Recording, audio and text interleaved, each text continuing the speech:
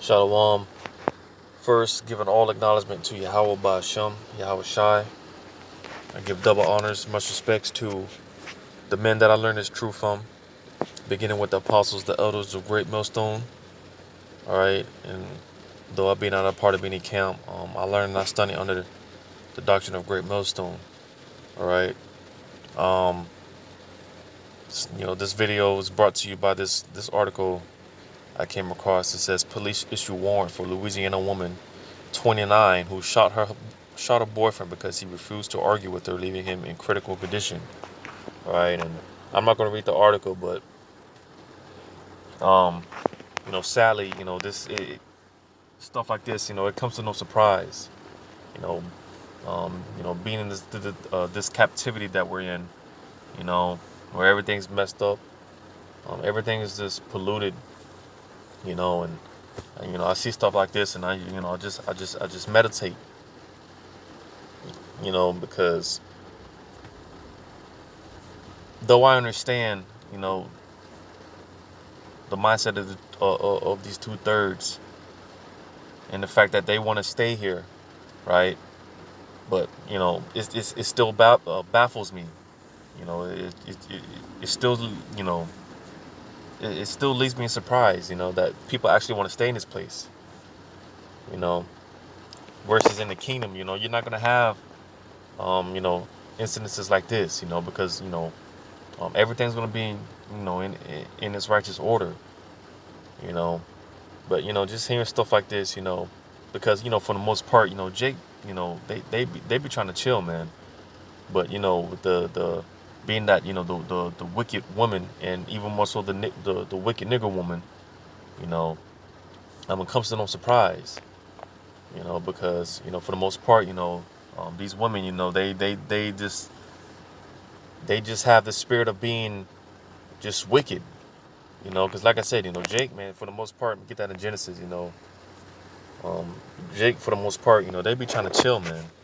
But you hear stuff like this, you could be sitting down, just minding your own business, right? And for absolutely no reason, you might have your woman, she might want to start trouble, But let me get this real quick in Genesis, the 25th chapter, 27, dealing with Jacob and Esau. All right, um, Genesis 25 and 27. It says, "And the boys grew, and Esau was a cunning hunter, a man of the field." Okay, so when you read on up, it talks about how Esau, he came out red, right?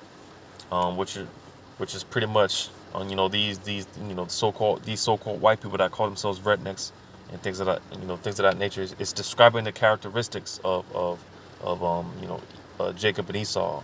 All right, Esau, he's a man, and you see that today. Um, you know, there are people that they like to be outdoors and be in the wilderness. They like to go hunting and things like that. You know, that's Esau. This is who they get. They get that characteristic from the forefather Esau. But as far as Jake, which is Jake is pretty much, it's just short for Jacob, which is the progenitor of the 12 tribes, you so-called Blacks, Hispanics, and Native American Indians. Um, as for Jacob. When you read on, it says, "And Jacob was a plain man, dwelling in tents." So you see, just to show the point that for the most part, Jake, they like to chill, man. They be in the crib, playing the Xbox or whatever the case may be, because hey, we just have a chillax type of spirit on us, But again, you hear stuff like this, you like I said, you could be, just sitting down, just minding the business, you could be at peace, and just for the simple fact that your woman, she sees you at peace, she purposely wants to, she'll purposely want to start trouble with you, because it's just in the spirit, you know. Um, let me go to Sirach, the book of Sirach, real quick. Um, Sirach 25, start at verse 13. It says, "Give me any plague but the plague of the heart, and any wickedness but the wickedness of a woman." See that? Because it's just it's just in the nature of a woman, for her to just be, just to be a damn demon for absolutely no reason, You know, because again, you know, you read this article, um, she, this chick shot her boyfriend because he didn't want to argue with her. But you know, you just see the wicked nature of a woman. You know, that's why going back to the precept. You know, because hey man, you know, being in the house with a wicked woman, you know, hey man, I'm sure many brothers can attest to it, man. It'll drive you freaking crazy. You know, to make you lose your damn wits. You know, just being stuck at home with a woman or a wicked woman. You know, when you read on, it says, "In any affliction, but the affliction from them that hate me." All right, and any revenge, but the revenge of enemies, because and for the most part, you know, our own women, so-called Black, Hispanics, Native American Indian women, they for the right, you know, they're right up there on the top of the list with Esau. You know, they become one of our you know, they become one of our biggest enemies. You know, um, you know, our own women, you know, you know, they put their trust in Esau more than they do their own, you know, their own men. You know, and sure enough, you know, they're gonna realize that, you know, that they made a big mistake. You know, this is the lowest point that the Israelite man has been, you know, ever. You know, being at the bottom of the food chain. You know, this is the lowest state we've been in, man. You know, and because of the little benefits that their daddy Esau gives them. Hey man, they don't want to see Esau go out of power. You know, and it all goes back to the you know the what do you call it, the pack. And, in the beginning, the Eve made with the serpent, which that's the spirit of Esau. All right. um just this goes way back then. you know um Verse 15, it says, "There is no head above the serpent, and there is no wrath above the wrath of an enemy.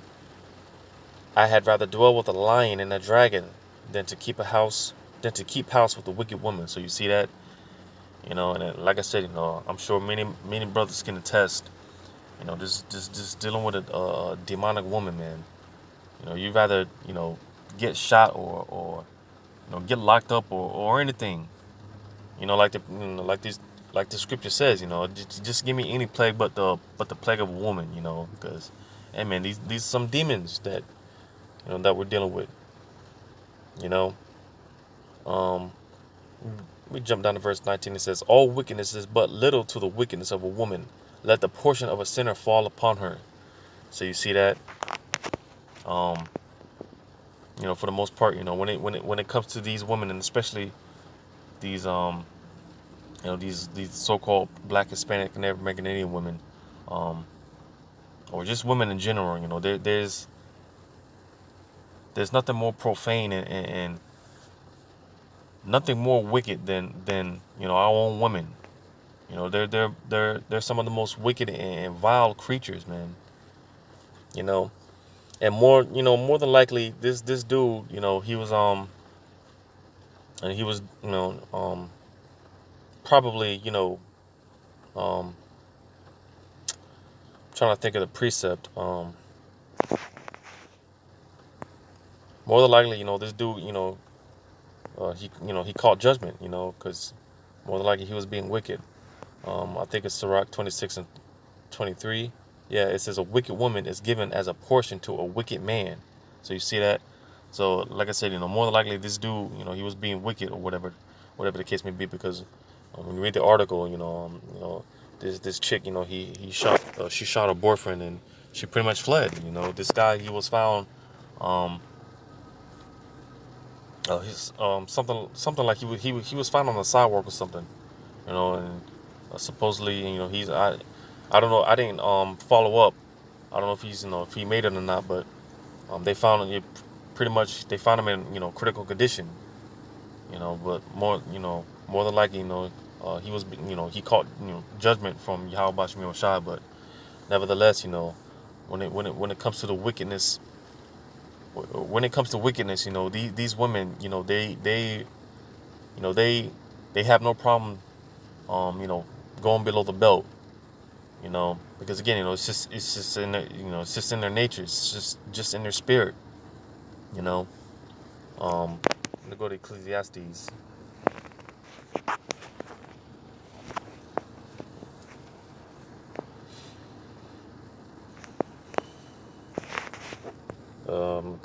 7:26. It says, "And I find more bitter than death the woman." So you see that? Because in a lot of cases, a lot of instances, you know, it's just, you know, you rather, you know, you rather just, you know, the Lord just take your life, man, rather than dealing with a bitter woman. You know, you find more peace after death, or you find more peace in death rather than dealing with a wicked woman, man.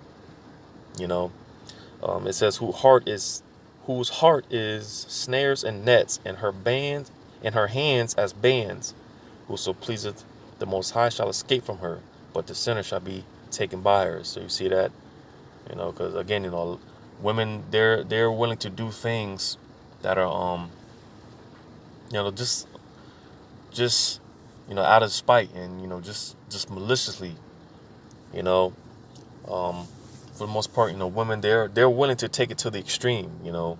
They're willing to do things that a man, you know, you know, a lot of men just aren't willing to do. You know, they're willing to take it that far because again, you know, it's just in their spirit, man, to be wicked. All right, and you know, the water to Yahweh Bashmir Shai, you know, because a lot of times, hey, you know, before we came to this truth, I'm sure, you know, we may have had close encounters with women, right? But again, you know, the spirit of Yahweh Shemel Shai, you know, he saved us out of plenty of situations where we could have gotten, you know, caught up in caught up in some of these traps, because you know that's what they like to do, you know. So if you get yourself into a relationship with a woman, you know, of course, you know, in the beginning it's all, you know, fine and handy and dandy and whatnot, but you know, you comes to find out, you know, she was just trapping you up, you know, just so she can, you know, she reeled you in with her sweet talk and her sweet words, right? And you know, after some time, you know, she starts showing her true colors, you know. So that's why, you know, scriptures, you know, go into not following, you know, into the beauty. You know, don't just go after a woman just because she looks good. You know, what is she able to provide? You know, to the table. You know, what can she do? Because the majority of these women, you know, they can't cook. You know, they can't do anything. You know, they're worthless. They're useless. All right. And again, you know, everything's out of order. So you know, for the most part, you know, women, they don't want to you know, revert back to their natural state, which is being a helpmeet, being a servant to the man. You know. So but again, you know, we're at an all-time high, or I should say all-time low as far as the Israelite man. But you know, we're at an all-time high. You know, when it comes to um, let me just get this real quick, because like I said, you know, the woman, you know, she's become our biggest enemy. You know, in Micah 7:10, it says, "Then she that is mine enemy shall see it, and shame shall cover her, which said unto me, Where is Yahweh thy power? Mine eye shall behold her. Now shall she be trodden down as the mire of the streets." Okay, so you see, because you know,